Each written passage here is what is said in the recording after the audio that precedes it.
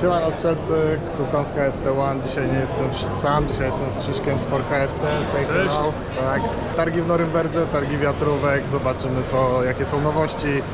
No wiem na pewno, że AIA nie wystawia się tutaj, ale zobaczymy co zaprezentował Steyr, jakie są inne rzeczy. Zapraszam do dzisiejszej relacji.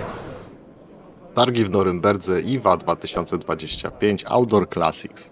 Broń sportowa, myśliwska, siekiery, piły, młotki, noże, czyli wszystko do przetrwania apokalipsy zombie. Ale także sport pneumatyczny oraz, co mnie bardzo cieszy, mocne i precyzyjne pneumatyki. Relacji dotyczących broni palnych jest już sporo. W niedzielę targi zdominowali wszelkiej maści żurnaliści, influencerzy, którzy mają większe doświadczenie w dziedzinie broni palnej. Dlatego dzisiaj skupię się na tematyce sportowo-rekreacyjnej, która mnie najbardziej interesuje. Muszę jednak przyznać, że mijając wystawców broni, oferta była tak ogromna, że sam coś bym tu dla siebie znalazł. Krzysiek również wybrał coś dla siebie, w sam raz do rekreacji. Wystawcy przedstawili swoje produkty jak Mossberg, Glock, Beretta, także Vitrixa schowanego w gablocie, w przeróżnych konfiguracjach oraz kolorach.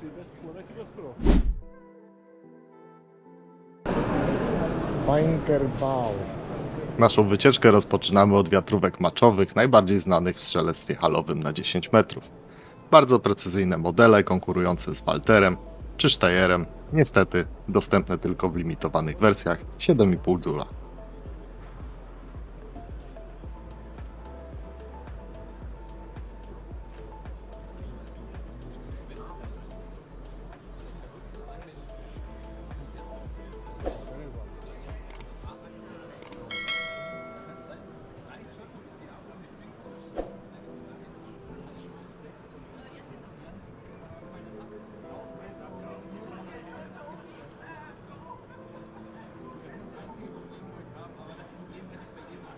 Firma R-Arms zaprezentowała swoje klasyki, które chyba każdy miłośnik pneumatyków, potocznie zwanych wiatrówkami, już zna.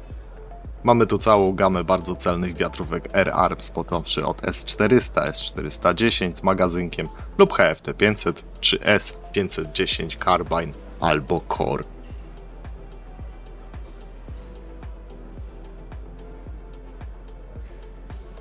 Możecie również na przebitkach zobaczyć wiatrówki X200 w wersjach Vanguard, Minerva.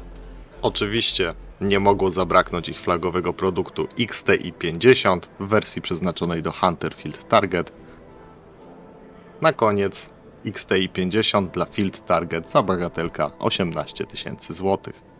Tam z tyłu na stoliku jeszcze jest S510 Tactical.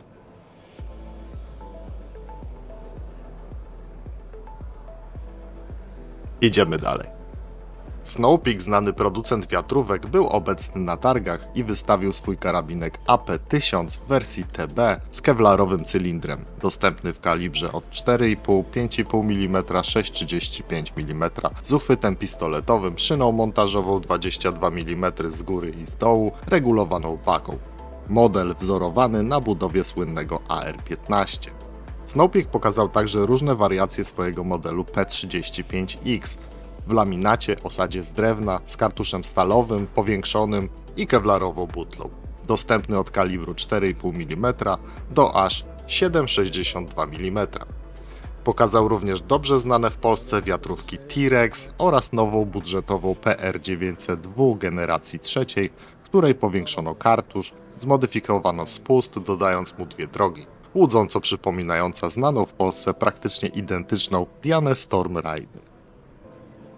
Walter na targach jak zawsze miał ogromne stoisko, prezentując swój flagowy model Walter LG500. Jest to znana już konstrukcja, ale tym razem pojawiła się również wersja LG500 Blacktech, będąca budżetową wariacją swojego poprzednika. Cena nowego LG500 w wersji Blacktech Competition to 2800 euro, a więc sporo mniej od głównego modelu. Niestety, kupując tą wersję musimy zrezygnować nieco z jakości topowego LG500. Budżetowy uchwyt, stopka, baka, a nawet system mocowania lufy, ogólnie bardzo przypominający konstrukcję LG400. Będąc na targach miałem okazję porozmawiać z producentem o dostępności wersji 16-dżulowych dla nowego modelu LG500. Niestety, takiej wersji nie będzie i pozostaje nam się cieszyć z poprzedniego modelu LG400 dostępnego w 16 Joulach. Więcej o nim możecie zobaczyć w innym filmie na moim kanale. No szkoda. Gammo, producent wiatrówek, znany bardzo dobrze w Polsce, zaprezentował sporą gamę swoich wyrobów, prezentując nowe Viper Pro, Magnum 1250 Jungle, a także nowe HPA Mi Jungle, CFX Royal albo Hunter 440. Oferta tego producenta jest tak duża, że nie sposób pokazać wszystkich jego wiatrówek naraz.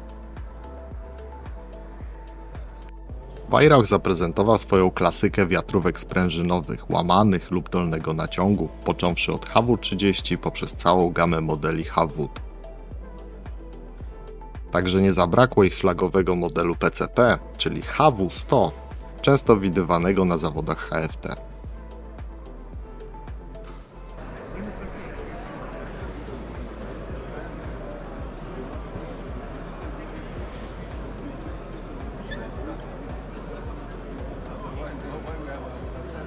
These are prototypes. Prototypes. We had them also last year in Niverfair, but we made some differences because last year we asked the clients what they want, and now we accommodated them. But these ones we do not have in the market for now. And we do not have them at the moment. It's still When you- prototype.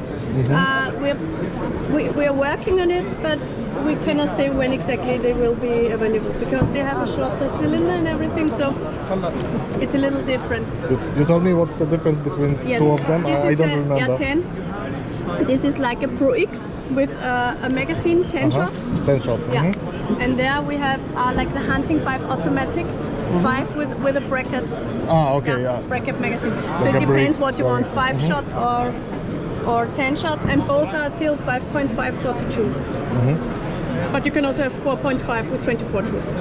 It depends what you want to have. It's the highest possible. We also But have it's possible 16 six- or 7.5. It's better for us, yes. Yeah, but we have it up to 5.5 42. So everything is possible. Not at military style. Let's say like this a little. But And it's also for, with a different Prototypowa wersja o nazwie Steyr R10 to bardzo ciekawa propozycja. Karabinek łączy w sobie zalety maczowych wiatrówek firmy Steyr, dodając do tego ostrość taktycznego wyglądu AR-15. Taka teraz moda. Dajcie znać w komentarzu, czy wygląd nowego Steyra Wam się podoba. Steyr R ma być wyposażony w okrągły i niewidoczny magazynek lub na zasadzie przesuwanego klocka. Ale najważniejsze jest to, że posiada półautomatyczny tryb strzelania. Czego brakuje w prezentowanym modelu, to regulowanej baki, ale być może firma Steyr weźmie pod uwagę nie tylko moją opinię, ale z pewnością innych klientów, to będzie to na pewno bardzo precyzyjny karabinek i ciekawa oferta na rynku. Dodatkowo nowy model używa wykręcanych, powiększonych kartuszy, znanych już choćby z pistoletów tej firmy, co już daje mu przewagę nad kevlarowo-butlową konkurencją. Bardzo ciekawy, mały, bardzo lekki i kompaktowy karabinek, który być może będzie już dostępny w połowie tego roku. Subskrybujcie ten kanał, na pewno Wam go pokażę. Targi IWA to także targi akcesoriów sportowych. Firma Blaker zaprezentowała swoje wersje popularnych osad do karabinków typu Match oraz inne profesjonalne akcesoria, takie jak na przykład stopki.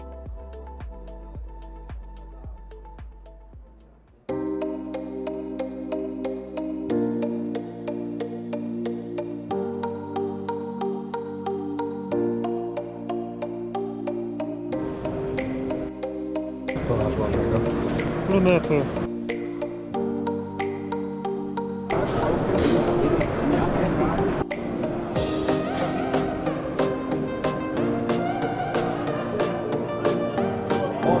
To jest ładne dla widocy, nie? Tak mi...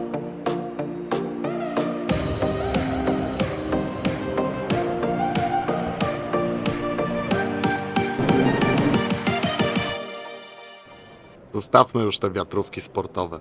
Czas przyglądnąć się nowościom w świecie PCP.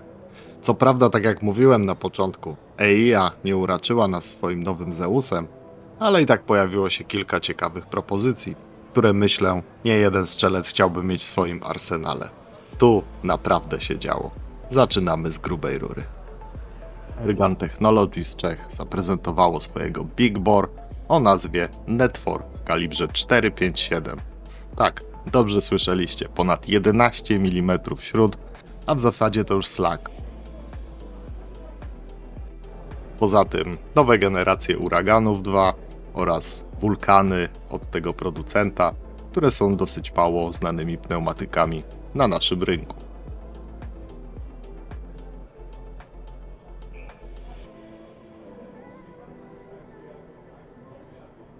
Swoje stoisko miała także firma Calibre Gun ze swoim pneumatykiem Cricket 3 w kalibrach od 4,5, 5,5, 6,35 oraz 7,62, przy czym nowy model ma tą samą, według mnie, bolączkę co jego poprzednik w postaci braku łoża i problemów ze złożeniem się do samego karabinka.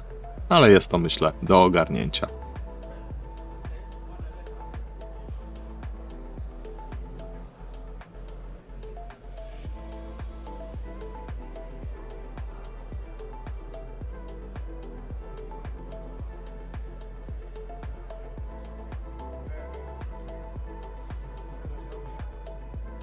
No chyba, że mowa o nowym modelu Snipe 2 na popularnej i chyba obecnie modnym trendem, czyli platformie AR-15 w kalibrze 4,5 mm do aż 7,62.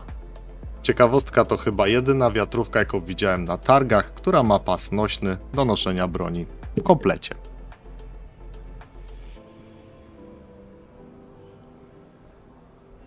Reximex to znana turecka marka obecna już chwilę na naszym rynku. Głównie znana z tańszych wiatrówek jak choćby Reximex Lyra lub Daystar.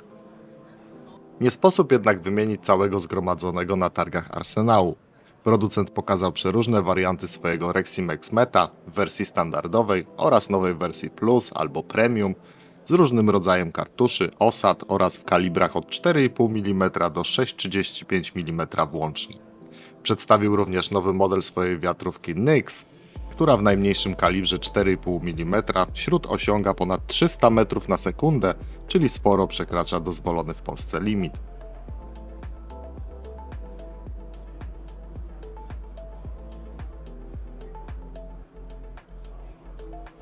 Moją uwagę zwróciła nowa wiatrówka typu Lever Action, czyli karabinek dźwigniowy wzorowany na ikonach amerykańskiego dzikiego zachodu o nazwie Liva. W dostępnych kalibrach od 4,5 mm, 5,5 do 6,35 mm o mocy 36 Juli w największym kalibrze z magazynkiem odpowiednio 14, 12 i 10 strzałów. Co ciekawe, to od razu rzuca się w oczy umiejscowienie kartusza powyżej lufy, tak jak tu widzicie. Producent FX w tym roku zaprezentował szeroką ofertę swoich wiatrówek od FX Dreamline Wildcat Dynamic Impact. Wersja walizkowa jest ciekawym rozwiązaniem, pozwalające oszczędzić miejsce i ukryć FX-a.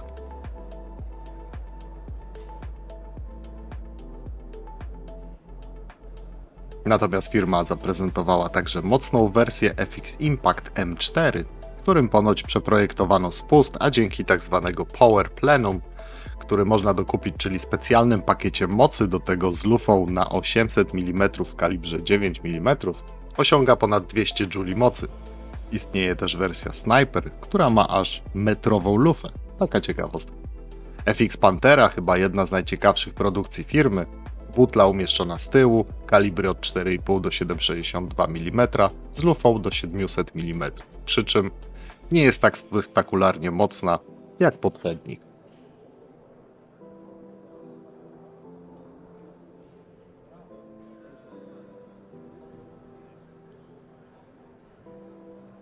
Jaki to jest kurwa kaliber?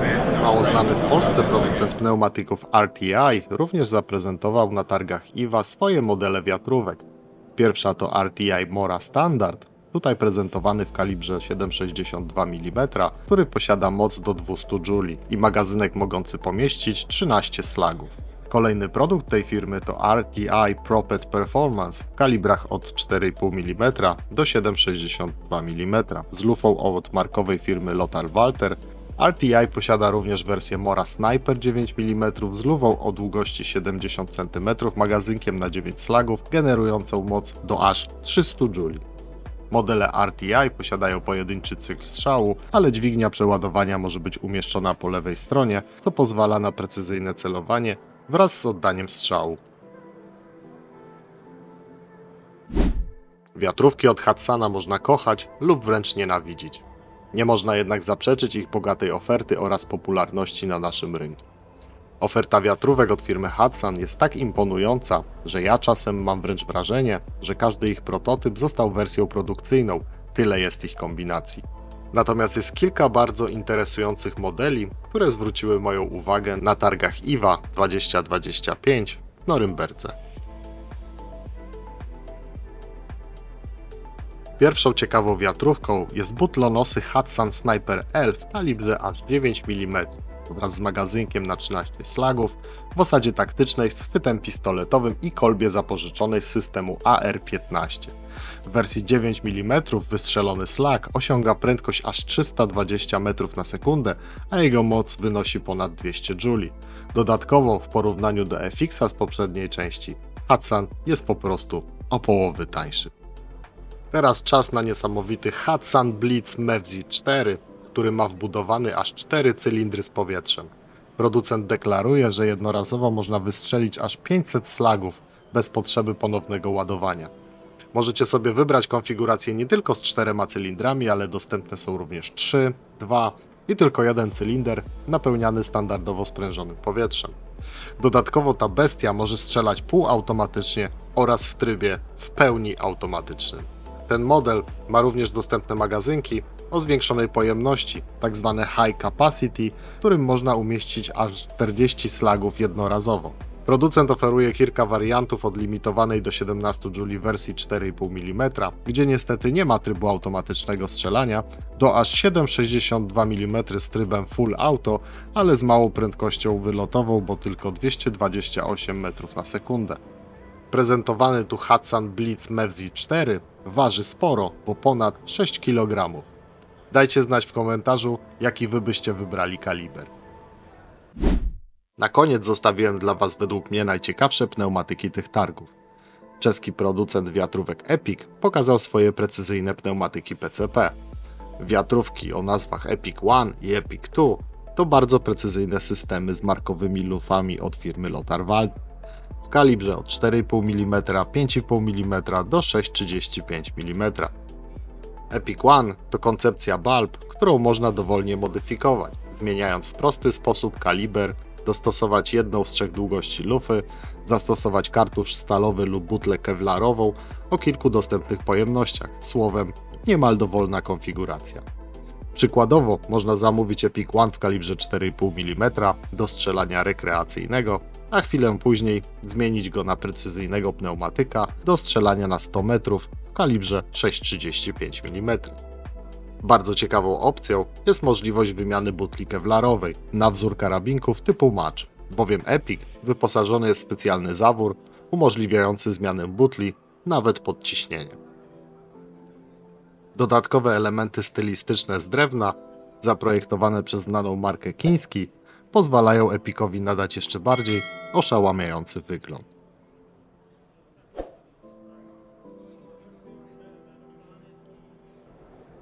Marka Taipan, należąca do czeskiego producenta, również była obecna na targach. Pokazała swoje karabinki PCP o nazwie Veteran 2, ale również zaprezentowała swój najnowszy produkt.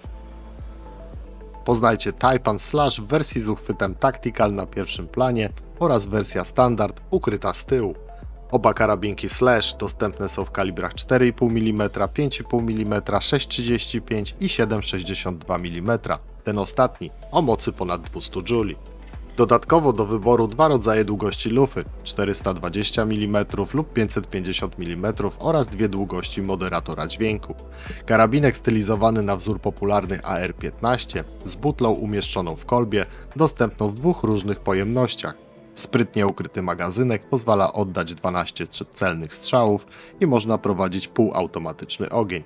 Podsumowując, Taipan Slash strzela półautomatycznie, wygląda świetnie, nie razi tymi wszystkimi wystającymi manometrami jak mają inne marki, butlę ma schowaną, praktycznie niewidoczną z tyłu, ukryty magazynek i waży przy tym niecałe 3 kg. Dla mnie mega kod i zostaje moim numerem 1 targów z IWA w Norymberdze. Moją uwagę przykuła japońska marka March z lunetą Majesta o powiększeniu aż do 80 razy. Kolejna luneta to oczywiście Shorty, czyli najlepsza, a zarazem najdroższa luneta do strzelectwa terenowego Hunter Field Target z powiększeniem 1 do 10 razy 24 i praktycznie zerowym błędem paralaksy. Luneta ma krzyż na pierwszym i na drugim planie, więc jeśli nie jesteś w osi do lunety, to szybko wyłapiesz i skorygujesz.